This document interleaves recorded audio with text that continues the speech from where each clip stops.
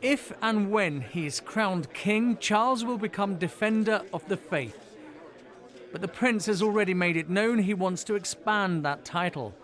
Defender of the faiths, not just Christians, but all religions. This message, an appeal, is a step towards that aim.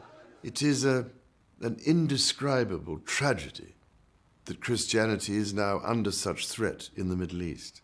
It seems to me that our future as a free society, both here in Britain and throughout the world, depends on recognizing the crucial role played by people of faith.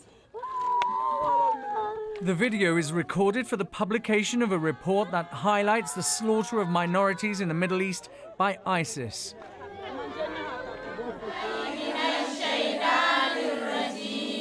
Boko Haram's targeting of the Christian community in Nigeria, and the case of Miriam Ibrahim, condemned to death for apostasy in Sudan while heavily pregnant. My heart goes out to all those around the world, but especially at this time in the East, whether Christian, Muslim, Jewish, Buddhist or Hindu, who are so brutally persecuted solely for the faith they profess. I pray, too, that all people and communities will engage in building respect and tolerance. For without these, the very freedom on which society is built is threatened with destruction. The prince is no stranger to controversy, but this direct appeal for Islamic leaders to speak up against minority persecution is highly unusual.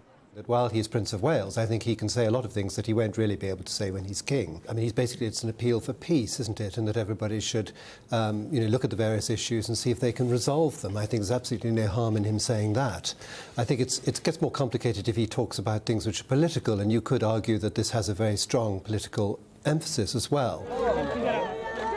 The report concludes Christians are now the world's most persecuted community. But importantly for Prince Charles, it also calls for a defence of all faiths. Ashish Joshi, Sky News.